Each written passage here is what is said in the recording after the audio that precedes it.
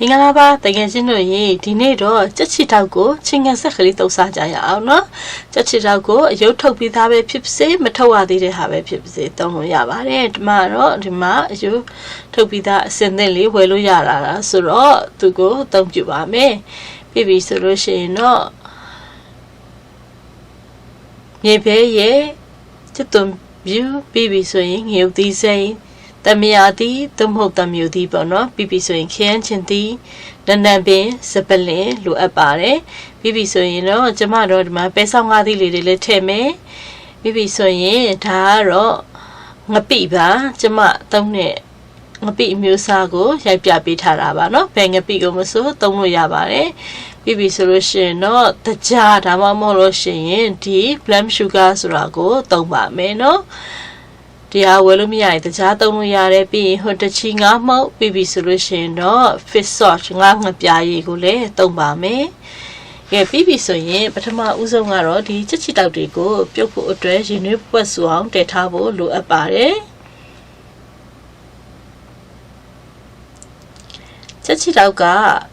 အယိုးထုတ်ပြီးသားဆိုလို့ရှိရင်တော့သူကပြုတ်ရတာခဏလေးပဲရင်းနှီးပြန်ပြီးတော့ဖြောတယ်အပူပေးတယ်ဆိုရင်ပဲပြုတ်ဆရာလိုပါတယ်တကယ်လို့အယိုးနဲ့အစိမ့်ကိုဝယ်တယ်ဆိုလို့ရှိရင်တော့နူးအောင်ပြုတ်ဖို့လိုအပ်ပါတယ်ဒါကတော့နူးပြီးသားเนาะတောင်းမလို့တို့အယိုးကိုအလွယ်တကူထုတ်ထားလို့ရတာကဲသူ့ကိုပုတ်ဖတ်စုအောင်ခဏတဲထားလိုက်မယ်နူးပြီးသားဖြစ်တဲ့အတွက်နူးအောင်ဆောင်ဆရာမလိုတော့ပါဘူးเนาะအခုလိုမျိုးရင်နှီးပုတ်ဖတ်စုပြီးဆိုလို့ရှိရင်ဒါရင်နှီးပူတွေအကုန်လုံးကိုသွန်ချလိုက်ပြီးတော့သူ့ကိုရေစစ်ထားပါမယ်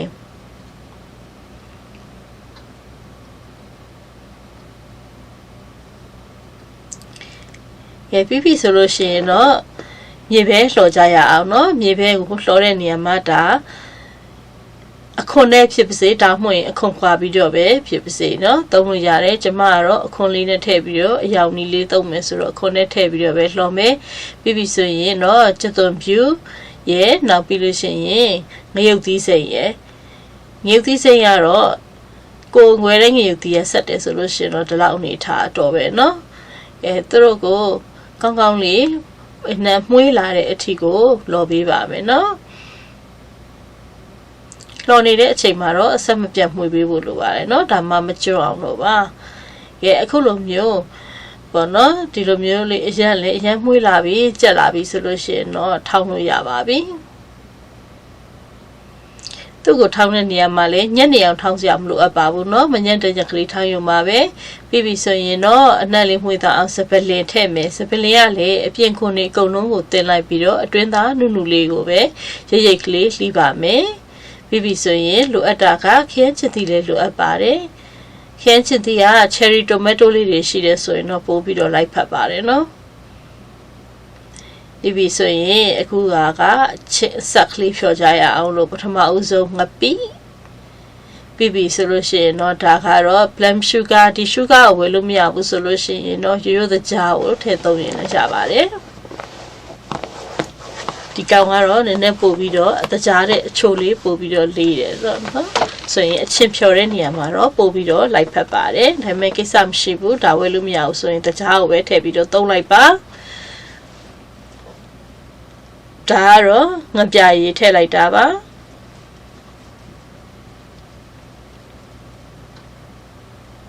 ငပိနဲ့ဒီ plum sugar တွေနဲ့ပျော်သွားတဲ့အထီကိုကောင်းကောင်းလေးမှွေပေးဖို့လိုအပ်ပါတယ်ပြီးပြီဆိုလို့ရှိရင်တော့အချင်းအတွက်ကတော့တမယာသီးသို့မဟုတ်တမျိုးသီးကိုထည့်လို့ရပါတယ်ဒီအချင်းနေငံနေထည့်တယ်ဆိုတဲ့နေရာမှာတော့ကိုယ့်ရဲ့စိတ်တိုင်းကြကိုဘလောက်အချင်းစားနိုင်တယ်လဲပေါ့နော်ကျမဆိုဒီမှာဆိုလို့ရှိရင်ဒီတမျိုးသီးကိုနှလုံးအထိသုံးပါတယ်ဘာလို့ဆိုကျမအချင်းရမ်းစားတယ်လို့ဖြစ်တဲ့အတွက်ကြောင့်မို့လို့နော်တမျိုးသီးနှလုံးကိုညှစ်ပြီးတော့ထည့်လိုက်မယ်ပြီးပြီဆိုရင်အဆီတွေပါလေတကယ်လို့ကိုပါသွားတယ်ဆိုရင်ဒီအဆီတွေအားလုံးကိုဖယ်ထုတ်ပေးဖို့လိုအပ်ပါတယ်သူတို့ကိုနှက်ဆက်အောင်မှွေလိုက်ကြရအောင်ပြီးပြီဆိုလို့ရှိရင်တော့ဆန္ဒတော်ကမညက်တညက်ထောင်းထားတဲ့မြေပဲရဲ့စစ်သွန်ဖြူရဲ့ငရုတ်သီးစိမ့်ရဲ့နော်သူတို့ကိုရောနေလိုက်ပါမယ်ဒါဆိုလို့ရှိရင်တော့ချင်းကန်ဆက်အချင်းကလေးရပါပြီနော်ဆိုရင်တော့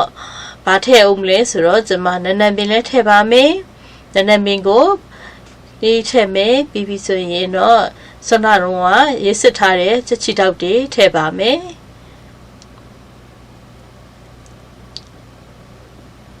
ပြီးပြီဆိုရင်တော့ချင်းငန်းဆက်အရသာအားလုံးပြည့်ပြည့်စုံနေပြီသားဖြစ်တဲ့အချင်းကိုရောထည့်လိုက်ရုံပါပဲကဲသူတို့ကိုနှံ့ဆက်အောင်မှွေပေးမယ်ဒီနေရာမှာကိုကပဲသီးစိမ်းတွေလည်းထည့်လို့ရတယ်ပြီးပြီဆိုလို့ရှိရင်ခရမ်းကျွတ်သီးတွေပါတွေထည့်ခြင်းလည်းရတယ်သမောသီးတောင်ထဲကိုထည့်သလိုပေါ့နော်ကဲကျမကတော့အိမ်မှာအစင်သက်ရှိနေတဲ့ပဲဆောင်ငါးသီးထည့်ပါမယ်ပဲတော့ရှည်သွားခူတာပဲတော့ရှည်ကကောင်းကောင်းမသိသေးပဲနဲ့ပဲဆောင်ငါးသီးတွေသီးနေတယ်ဆိုတော့ကဲပဲဆောင်ငါးသီးလေးထည့်လိုက်ပါမယ်ဆိုတော့ပြောသလိုပဲခရမ်းကျွတ်သီးတွေပါတွေထည့်ခြင်းနဲ့ဆိုရင်လည်းရပါတယ်နော်ဒါဆိုလို့ရှိရင်တော့အရန်ကိုအရသာရှိတယ်လောက်ရတာလေအရန်ကိုလွယ်ကူပါတယ်နော်ခက်ခဲမှုမရှိပါဘူးချက်ချီတော့ကိုသုံးတဲ့နေရာမှာဆိုတော့ပြောသလိုအယိုးထုတ်ပြီးသားအစင်သင့်မရှိတာမျိုးကိုအယိုးထုတ်ရတာခက်ခဲရှိတာမျိုးဆိုရင်လည်းအယိုးနဲ့လည်းထည့်သုံးလို့ရပါတယ်ဒီလိုမျိုးကတော့ပို့ပြီးတော့ရှင်းရှင်းလင်းစားရတာလွယ်ကူပါတယ်နော်ရတာရှိတယ်ချက်ချီတော့ချင်းငန်းဆက်ကလေးတစ်ခွက်ကိုရပါပြီเนาะလောရတာလွယ်ကူတယ်ရိုးရိုးရှင်းရှင်းလေးနဲ့ပဲအရင်ရတာရှိတဲ့ဟင်းလေးတွေကိုချက်ပြပေးသွားမှာမလို့ပတ်စင်ပတ်တိုင်းမဲ့ကျမရဲ့ channel လေးကအသစ်ကလေးတွေကိုကြည့်ရှုအားပေးကြပါဦးเนาะငယ်ချင်းတွေအားလုံးပဲကြည့်ရှုအားပေးတဲ့ငယ်ချင်းတွေအားလုံးပျော်ရွှင်ချမ်းမြေ့ကြပါစေ